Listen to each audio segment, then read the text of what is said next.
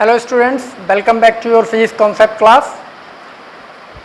And you know it's Saturday today, so it is time to our objective question session, that is session number 17, including the topic mechanical properties of matter, in which we cover main topics are elasticity, Hooke's law, Young modulus, bulk modulus, modulus of rigidity, work done in stretching a wire and stress strain curve. So let's we start our session. Be with me till the end of the class. Okay, तो I hope कि जो बच्चे 11th में या हैं already या जो 11th complete कर चुके हैं उन सभी ने 11th स्टैंडर्ड पे ये चैप्टर रीड किया होगा. 9th chapter of your syllabus at 11th standard mechanical properties of matter, जिसमें इलास्टिसिटी इन्वॉल्व है. तो उसी से रिलेटेड आज के क्वेश्चंस हैं. तो चलिए हम अपना सेशन स्टार्ट करते हैं. तो और session is session 17 and objective question session. तो आज के सेशन का हमारा जो क्वेश्चन नंबर फर्स्ट है, क्वेश्चन नंबर फर्स्ट, इस क्वेश्चन को देखने के लिए let's we move towards our screen. Okay, so now you can see on your screen the question number 1, and this question is two wires are made of same material and have the same volume. However, the wire 1 have the cross section area A and the wire 2 has cross section area 3A. If the length of wire 1 increases by delta x on applying the force F, how much force is needed to stretch the wire 2 by the same amount?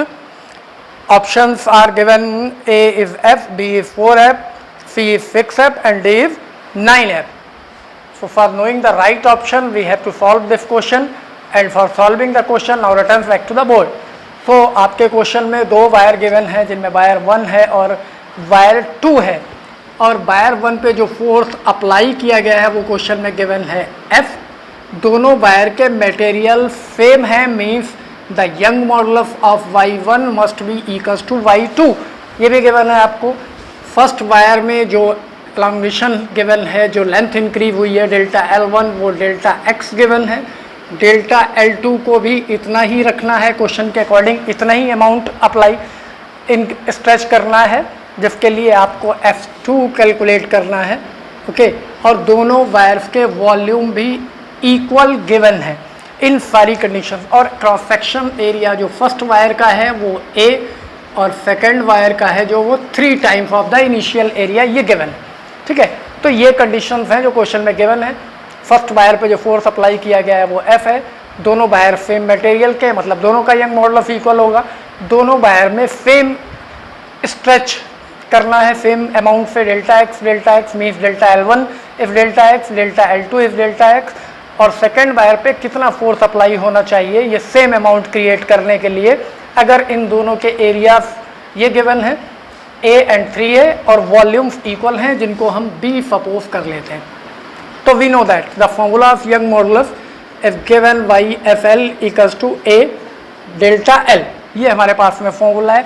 हमें चाहिए F, तो F equals to YA delta L upon L, ये हमें चाहिए होगा.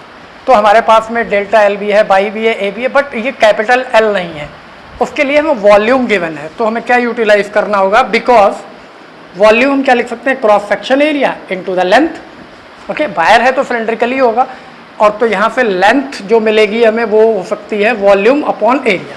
तो now we can place here F A delta L upon L is replaced by volume upon area. तो now the formula become by A square delta L upon B.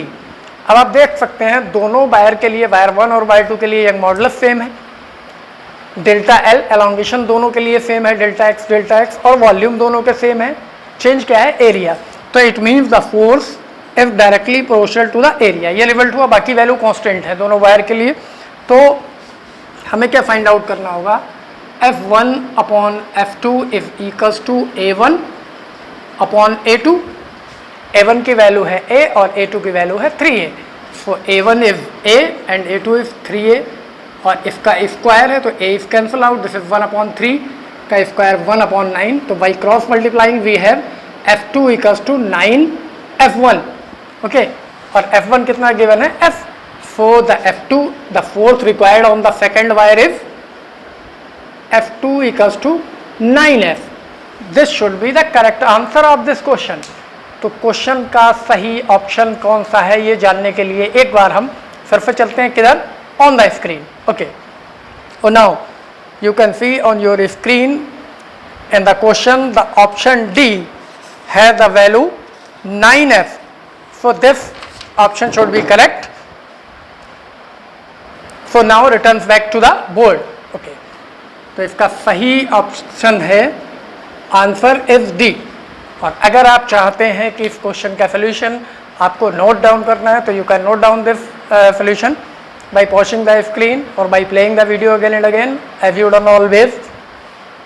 Now our next question, that is question number 2, or for this question once again see on your screen, okay.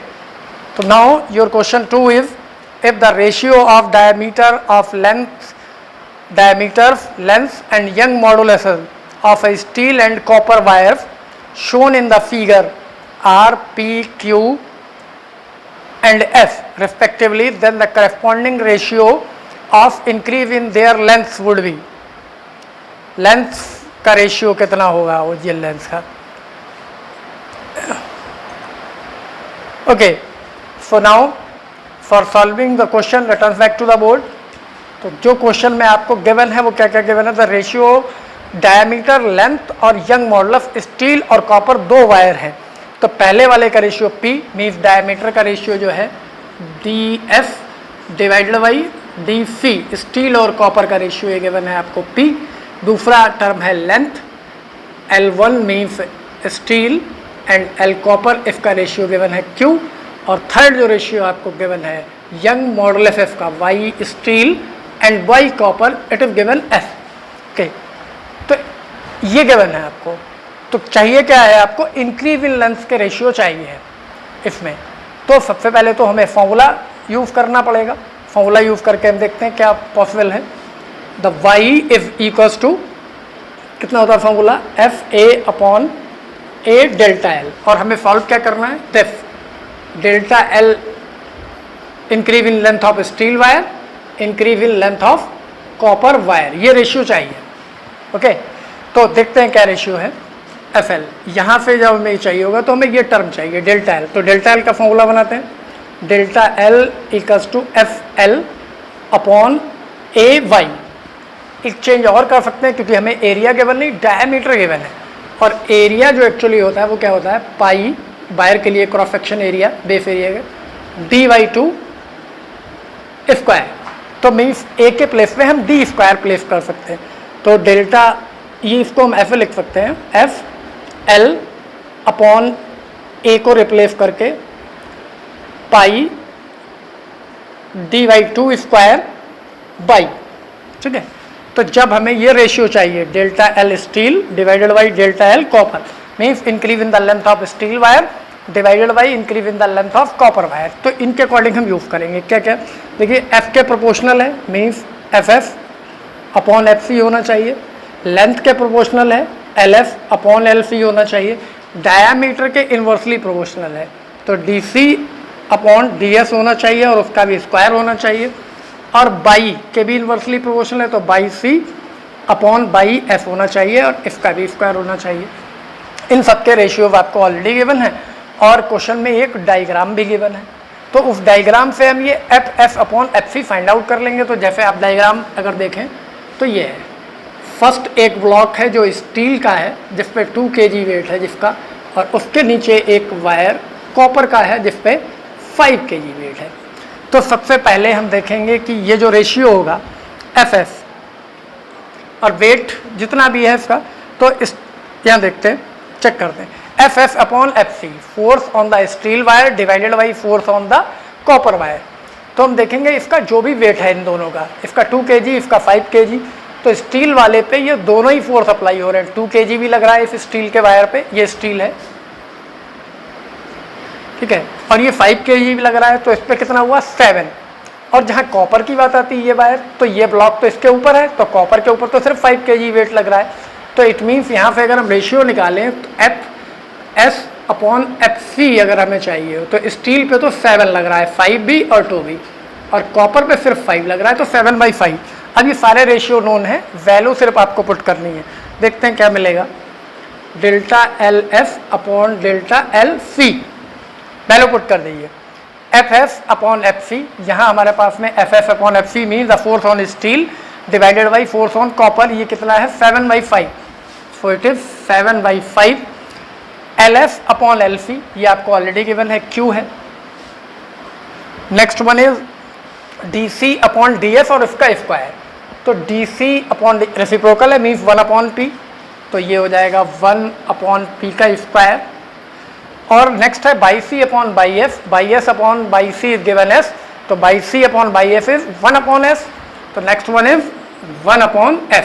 तो finally this ratio is delta S delta C is equals to 7/5 Q F P square. This should be the correct answer of this question. So to know the right option, once again we have to move towards our screen. So let's move. Okay. Now you can see on your screen, its right option of the question is option B, which have the value 7Q5FP square. 7Q5FP square. ये जो आपका V option है और इसकी यही सही value होगी। तो for writing the option return back to the board. Okay, so the right option is answer V, ये इसका करेक्ट ऑप्शन है। इसका सोल्यूशन भी आप चाहें तो नोट डाउन कर सकते हैं, जैसे हमेशा करते हैं स्क्रीन को पॉज करके। Okay, now our next question, that is question number 3, and once again see on your screen. For the question 3, if this a wire suspended vertically from the one end of a stretched wire is stretched by attaching a weight of 200 Newton of the lower end. The weight stretches the wire by 1 millimeter. Then the elastic energy stored in the wire is, options are A, B, C and D, having the value 0.1 joule, 0.2 joule, 0.10 joule and 20 joule. So for knowing the right option and the solution of question, now returns back to the board. Okay, तो question 3 में जो आपको given है, एक wire है जिस पे कोई वेट सस्पेंड किया गया है जिसकी वैल्यू 200 न्यूटन है, और इसकी लेंथ में जो एक्सटेंशन हुआ है डेल्टा L वो कितना है 1 मिलीमीटर है, और इसको अगर हम मीटर में चेंज करते हैं it should be 10⁻³ metre.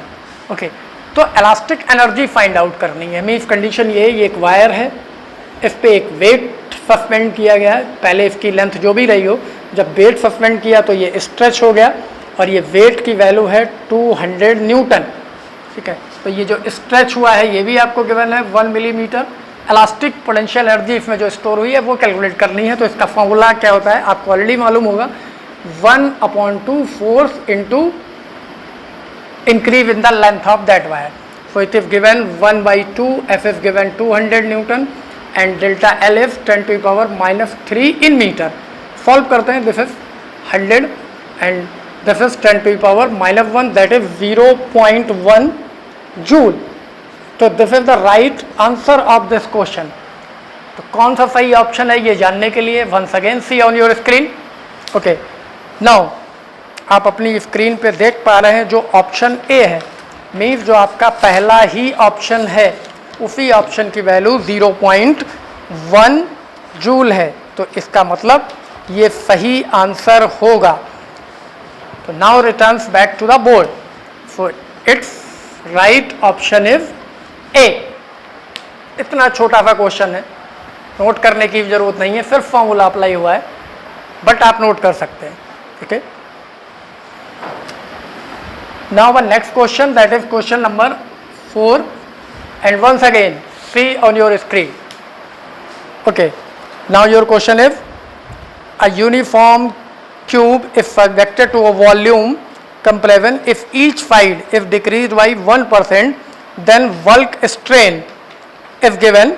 Option A is 0.01, option B is 0.06, option C is 0.02, option D is 0.03.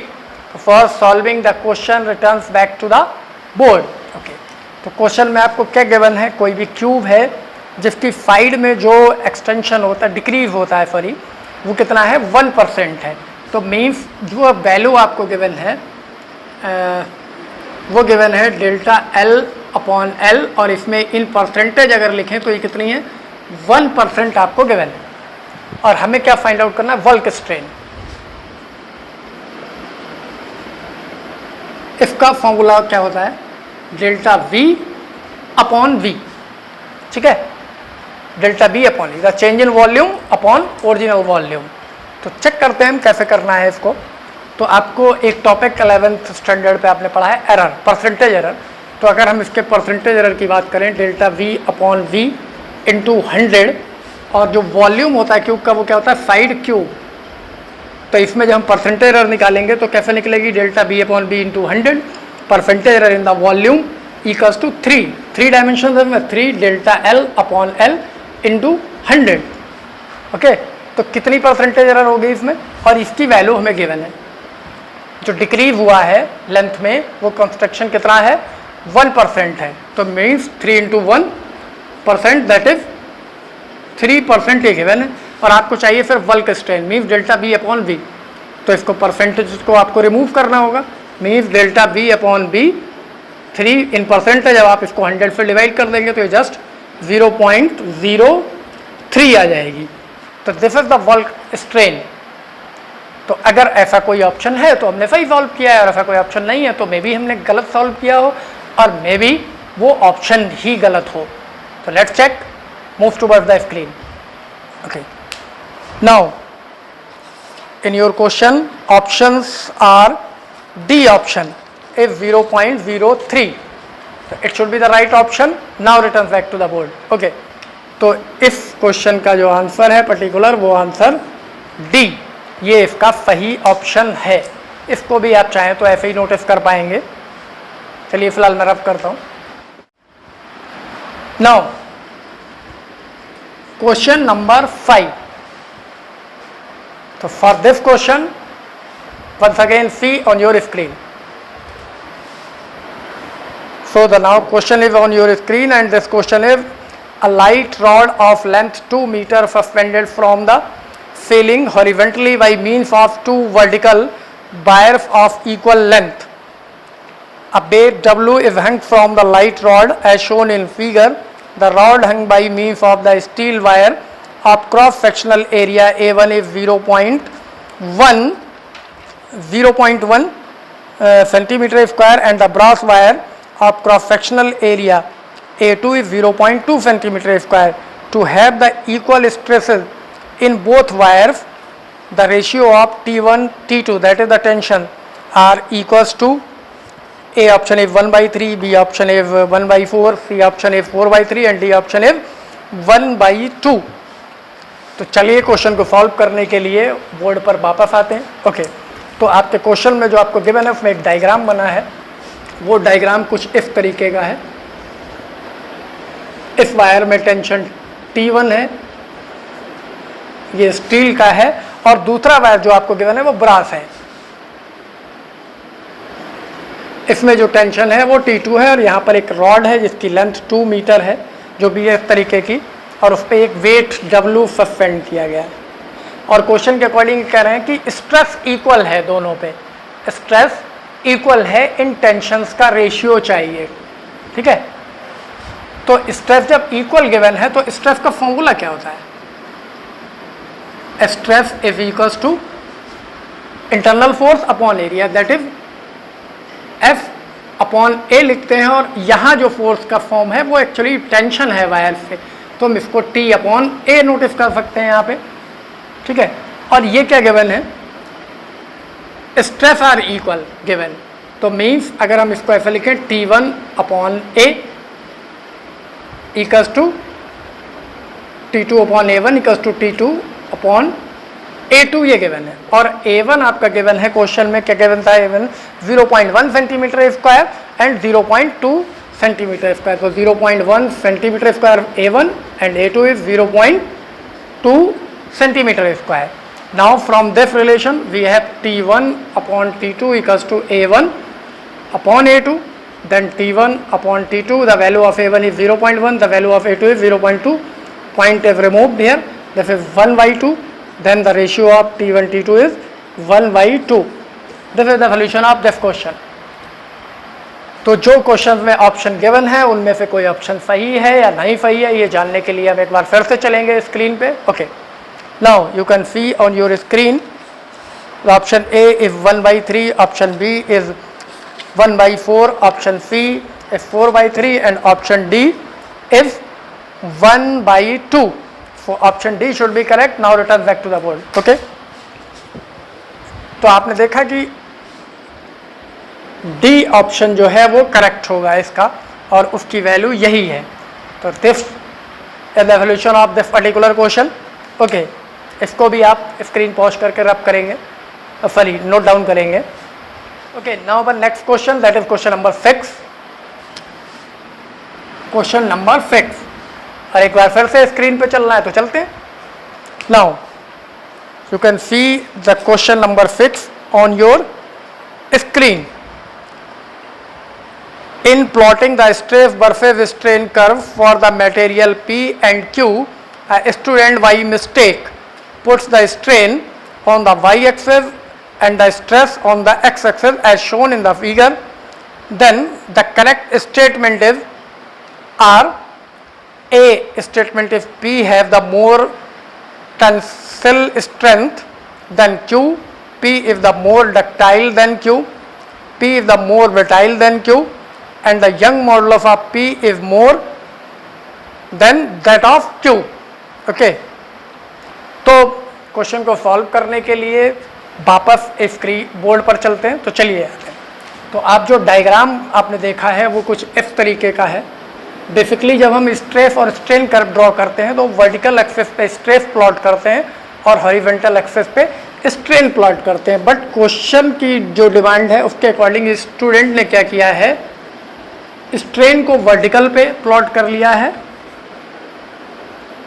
और स्ट्रेस को हॉरिजॉन्टल पे प्लॉट कर लिया है. फिर उसको जो दो ग्राफ मिले हैं वो ऑलमोस्ट इस तरीके के मिले हैं, जिनमें से एक पी का है मटेरियल का है, एक क्यू मटेरियल का है. ठीक है.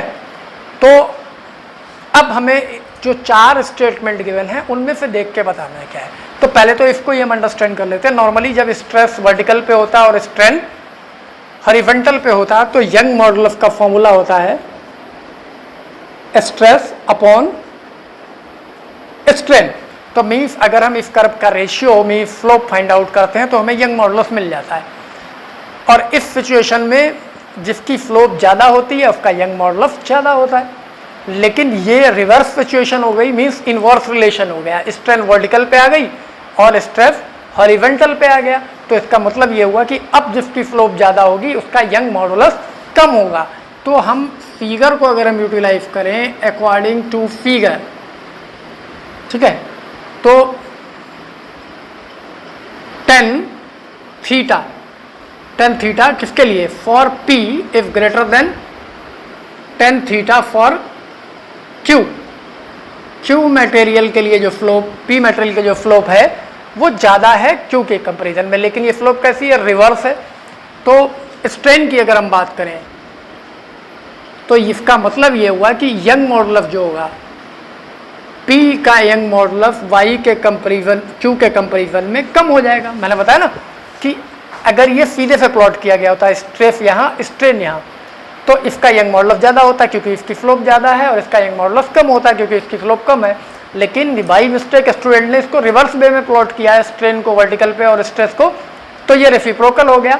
मीन्स अब जिसकी स्लोप कम होगी उसका यंग मॉडुलस ज़्यादा होगा और जिसकी स्लोप ज़्यादा होगी उसका यंग मॉडुलस कम होगा. तो यहाँ वही सिचुएशन है, P की स्लोप ज़्यादा दिख रही है तो यंग मॉडुलस कम और Q की स्लोप कम दिख रही तो यंग मॉडुलस ज़्यादा. और जब हम स्ट्रेन की बात करते हैं, स्ट्रेन, तो इसका फॉर्मूला उसके अकॉर्डिंग जो आएगा वो होगा 1/by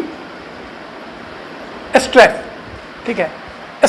जिसका यंग मॉडुलस कम है उसमें स्ट्रेन ज़्यादा होगी. ओके, तो जिसका यंग मॉडुलस कम है उसमें स्ट्रेन ज़्यादा होगी। मीन्स इसका मतलब ये हुआ कि हम अब इनमें ऑप्शन चेक कर पाएंगे। तो for knowing the right option once again move towards our screen. Okay, now you can see on your screen the 4 options are here.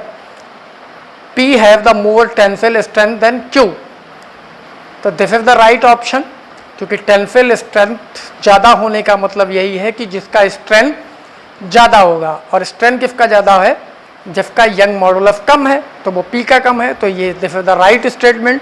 अगर हम B की बात करें, statement B, P is a more ductile than Q, तो ये भी सही है। जब उसमें स्ट्रेन ज़्यादा प्रोड्यूस हो सकती है तो इसका मतलब एलास्टिसिटी के बाद भी उसको स्ट्रेच किया जा सकता है लॉन्ग डिस्टेंस तक, तो ज़्यादा डक्टाइलिटी उसमें है।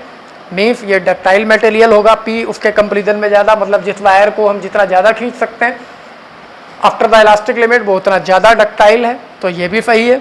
C की बात करें, P is more brittle than Q, तो it's a wrong statement in case of this curve. And D, the Young modulus of P is more than that of Q, तो ये मैं पहले ही बता चुका हूँ कि P का यंग मॉडुलस कम है और Q का ज़्यादा है, जबकि इस स्टेटमेंट के अकॉर्डिंग ये उल्टा है, तो इट्स अ रॉन्ग स्टेटमेंट। तो we have the right 2 options here, A and B। तो this is the question multiple answer type question. So now return back to the board for knowing the right option. For your right options are, answers are A and B, ये 2 इसके सही option हैं। आप note करना चाहें तो screen पे जाके फिर से वो 2 ऑप्शन नोट कर सकते हैं, अदरवाइज सोल्यूशन का रिजल्ट यही है। This is our last question of this particular session, that is objective question 17। Now we will meet in our next session, that is session number 18 at the next Saturday. Till then enjoy, good bye.